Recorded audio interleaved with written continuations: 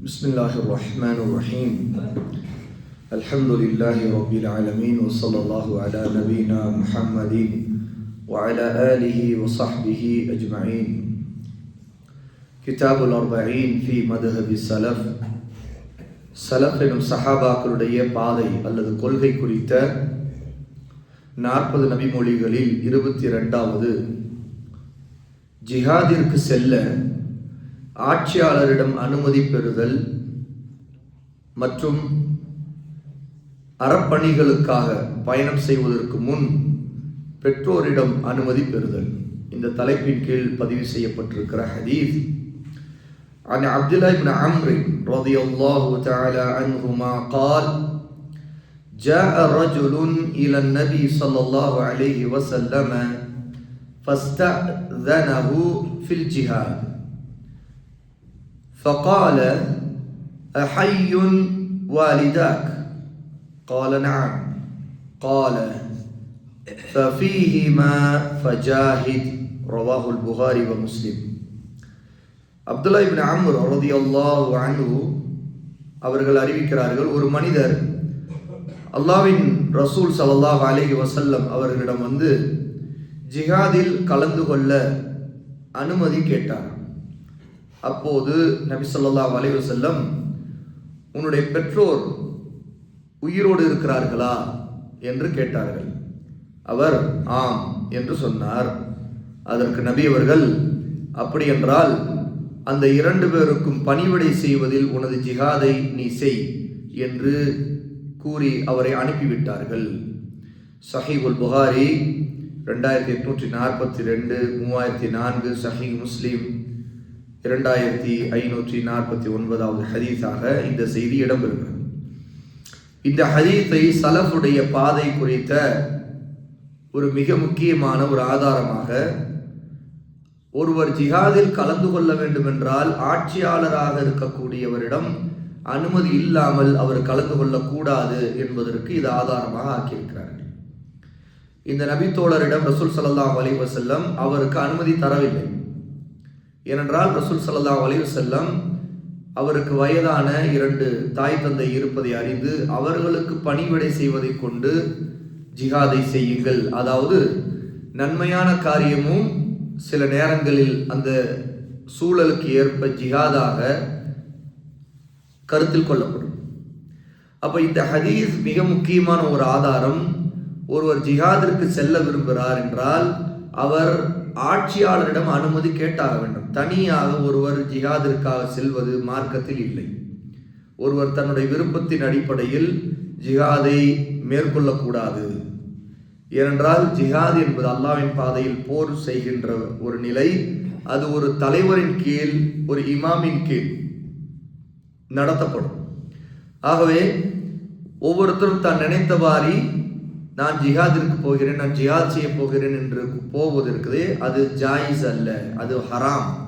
ஒருவர் அப்படி ஜிஹாதை மேற்கொள்ளக்கூடாது.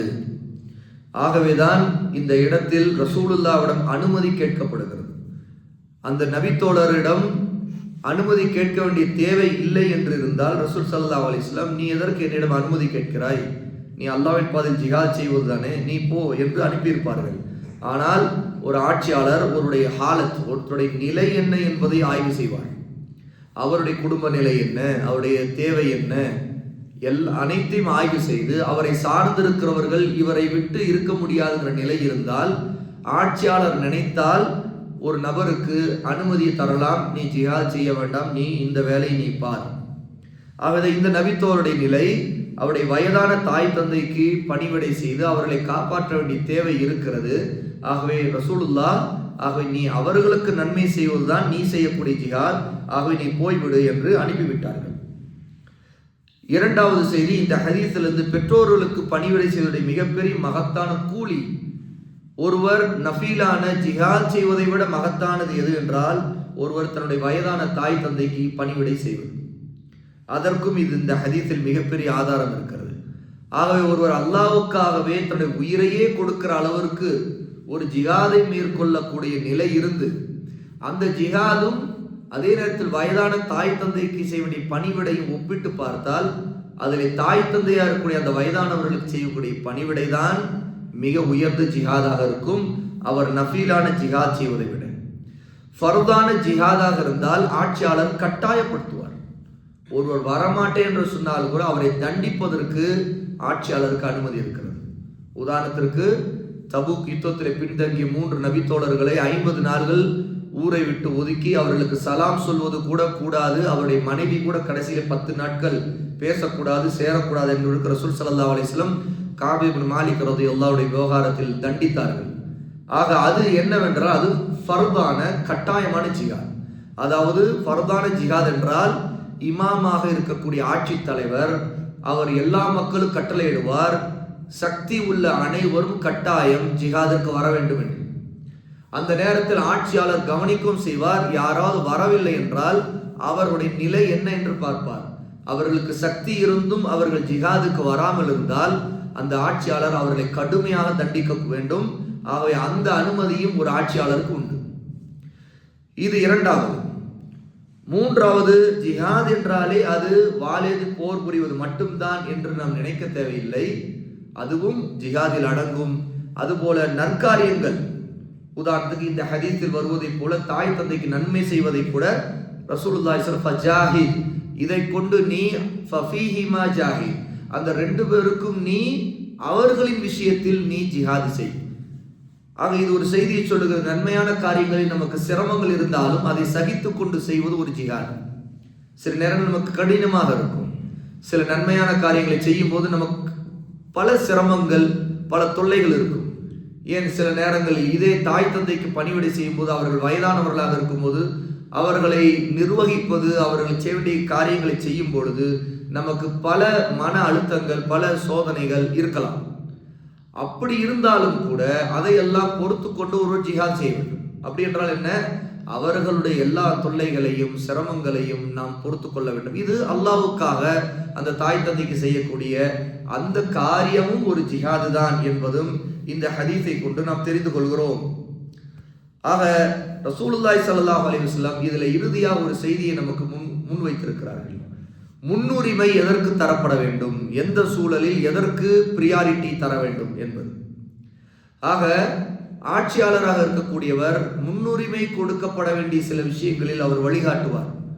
ஒருவருடைய சூழல், ஒருத்தருடைய குடும்ப நிலவரம், ஒருத்தருடைய பாதுகாப்பு, இந்த எல்லாவற்றையும் உள்ளடக்கித்தான் ஆட்சியாளர் ஜிஹாதுடைய முடிவை எடுப்பார். ஆக மார்க்கத்தில் எல்லா விஷயங்களும் ஒரே தரத்தில் உள்ளதல்ல, எல்லா காரியங்களும் ஒரே தரமானதல்ல. சில நேரங்களில் ஜிஹாத் என்பது அதுதான் எல்லாவற்றுக்கும் முதல் முன்னுரிமை தரப்பட வேண்டியதாக இருக்கும். சில நேரத்தில் அது அடுத்த நிலையில் இருக்கும், மற்ற நற்காரியங்கள் முதலில் இருக்கும். ஆக இந்த இடத்தில் ரசூலுல்லாஹ் அந்த மனிதருக்கு அவர் செய்யக்கூடிய தாய் தந்தைக்கு செய்ய வேண்டிய நன்மையை, பணிவிடையை ஜிஹாதில் முன்னுரிமை தருகிறார்கள். அதாவது நஃபீலாக அவர் அல்லாஹ்வின் பாதையில் போர் புரிவதை விட அவர் வீட்டில் இருந்து கொண்டு தன்னுடைய தாய் தந்தைக்கு நன்மை செய்வது முன்னுரிமை தரப்பட வேண்டியது என்று ரசூலுல்லாஹ் உணர்த்துகிறார்கள். அங்கே இந்த அத்தனை விஷயங்களும் இந்த ஒரு ஹதீஸிலிருந்து நாம் தெரிந்து கொள்கிறோம். அவை பொதுவாக எதற்கு சலஃபி உலமா ஜிஹாதுடைய விஷயத்தில் சூழ்நிலைகளை கவனத்தில் கொண்டு சட்டங்களை சொல்கிறார்கள் என்றால், இப்படி பல ஹதீஸுகள் பல நிபந்தனைகளோடு இருக்கின்றன. அவை இந்த நிபந்தனைகளை எல்லாம் கவனத்தில் கொண்டுதான் ஒருத்தர் ஜிஹாதிற்கு போவது முடிவாகும். ஆகவே ஆட்சியாளர் இல்லாத சூழலில் அல்லது வேறு தேசத்தில் இருக்கிறவர்கள் அவர்களுக்கு இப்படிப்பட்ட ஜிஹாத் என்பது கடமையாகாது. ஆகவே அந்த மாதிரி நேரத்தில் ஆட்சியாளருக்கு ஜிஹாத் செய்யக்கூடியவர் அவருடைய அந்த ஆட்சியாளரின் அனுமதி இல்லாமல் செய்யக்கூடாது என்பதும், ஆகவே இப்படிப்பட்ட சட்டங்களை எல்லாம் உள்ளடக்கித்தான் நாம் இந்த விஷயத்தில் உலமாக்களுடைய அறிவுரைகளை கேட்டுத்தான் ஜிஹாது போன்ற விஷயங்களில் ஈடுபட வேண்டும் என்பதும் இந்த ஹதீஸிலிருந்து தெரிந்து கொள்கிறோம். ஆகவே இதுதான் சலஃபுடைய பாதை. சலஃபி உலமா சரியான அஹ்லு சுன்னாவுடைய ஆதாரங்களின் அடிப்படையில் மக்களுக்கு வழிகாட்டுவார்கள் என்பதையும் இங்கே அந்த நபித்தோழருக்கு ரசூல் ஸல்லல்லாஹு அலைஹி வஸல்லம் அவருக்கு வழிகாட்டியதை நாம் இங்கே பார்க்கிறோம். அல்லாஹ் தஆலா நம் அனைவரையும் சரியான மார்க்க சட்டங்களை அறிந்து வழிகாட்டுதலை அறிந்து செயல்படக்கூடியவர்களாக அல்லாஹ் ஆக்குவானாக. வா ஆகிரு தஅவானா அல்ஹம்துலில்லாஹி ரப்பில் ஆலமீன்.